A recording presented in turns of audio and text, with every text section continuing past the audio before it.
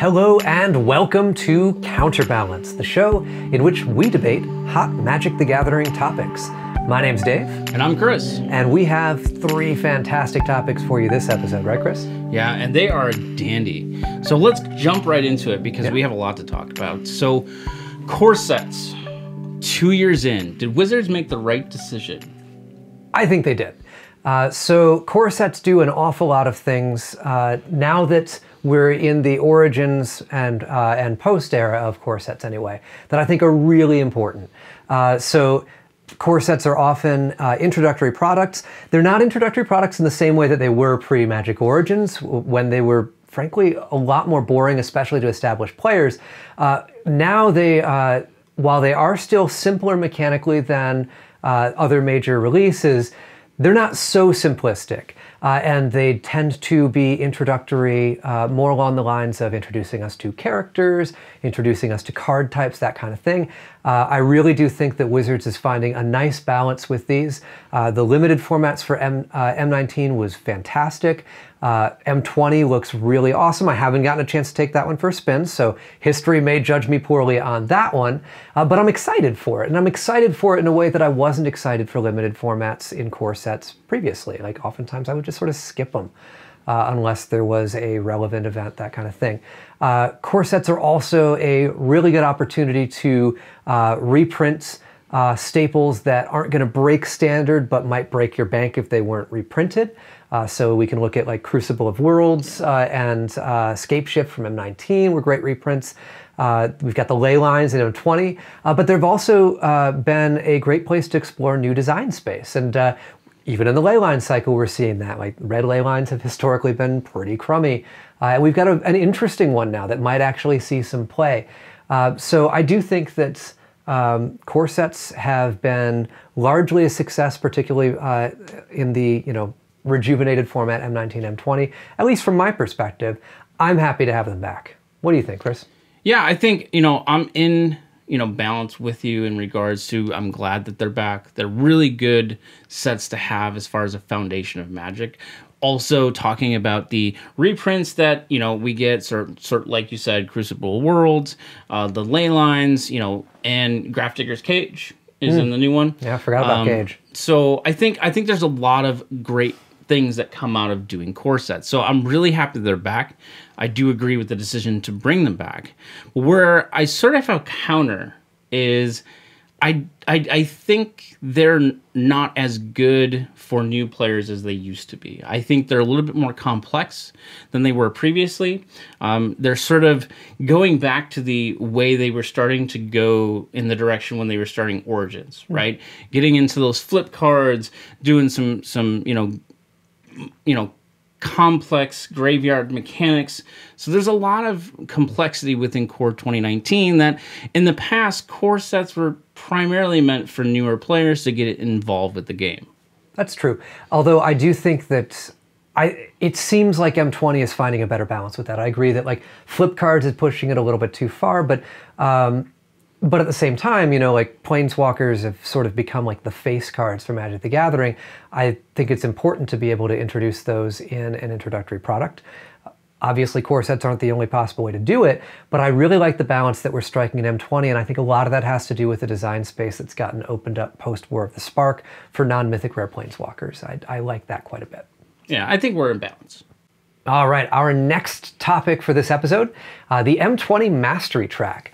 So Wizards announced their M20 Mastery track and then made changes very quickly after quite a bit of community backlash.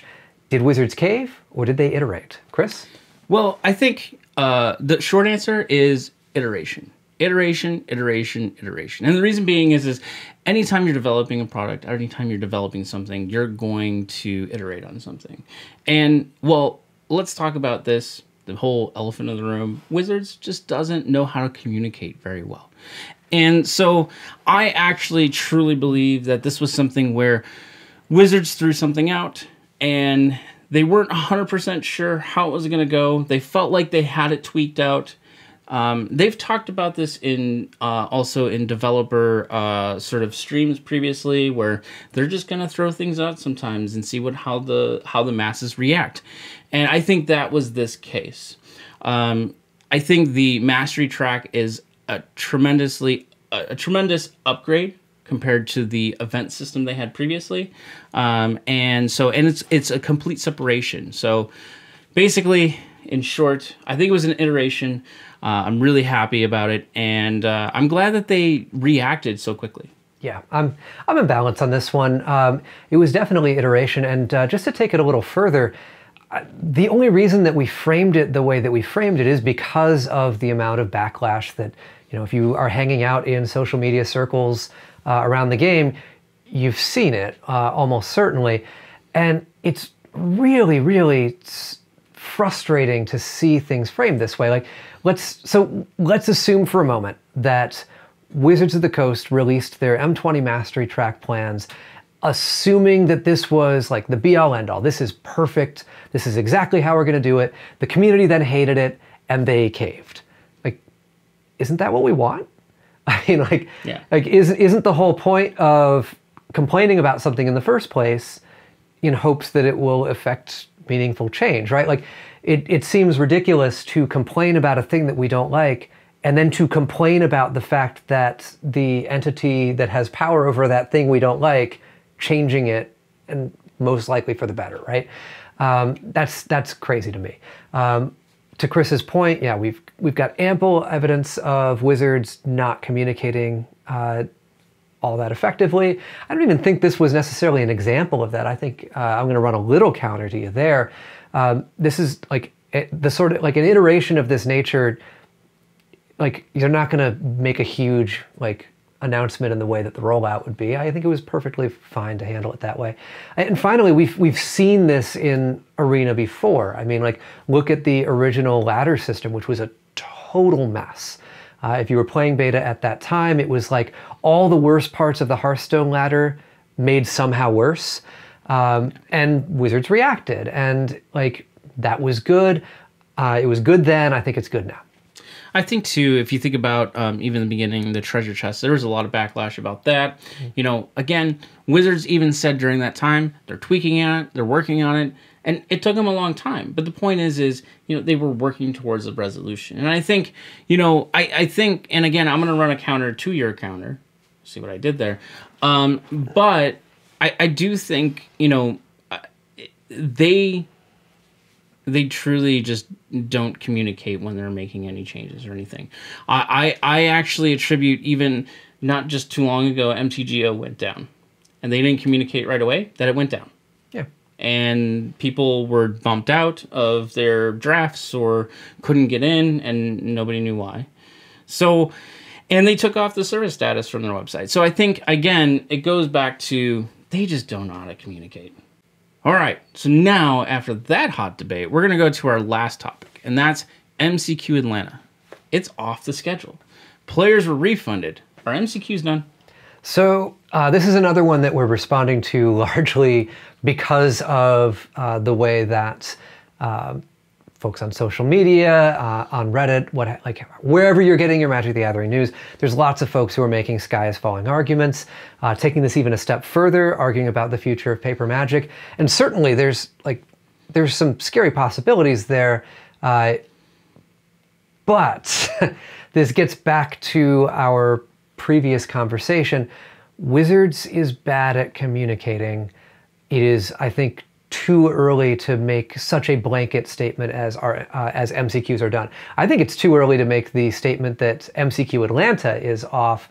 I mean, I know it's a PR move on Channel Fireball's part, but it's the right PR move, to express optimism that, hey, this isn't on the schedule, so we can't assume that it's happening, but we are optimistic that MCQs are going to continue happening in the future. Certainly you could make the argument that that's just the cynical move of a group that is invested in the the player base being happy and coming to events. It's also just as reasonable to make the argument that this is information coming from people who have more info than we do about what's going on. It's just too early to tell. My sincere hope is that this is an acknowledgement that holding MCQs on day twos of Grand Prix that no longer actually allow players to qualify for the top level of competition as they could in the Pro Tour days.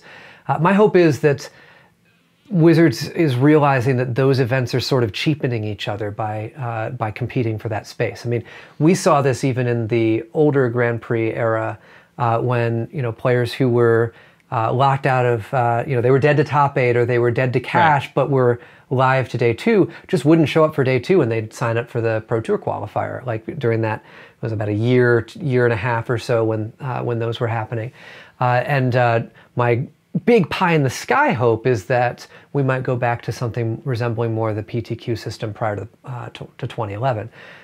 But all of that is so speculative right now. So I think to answer your question, we don't know, and we're just gonna sort of need to wait and see. Yeah, I think it's funny too, because I'm kind of torn with this. Let's go back to the question though, are MCQs done? I don't think so. First and foremost, they're certainly going to have the arena qualifying. I don't know if they'll bring MCQs to arena. I imagine they will, though, just for the fact that they are on MTGO right now. So I imagine they'll bring them to. You can qualify by getting Mythic like ranked right now, but they don't actually have MCQs on arena just yet.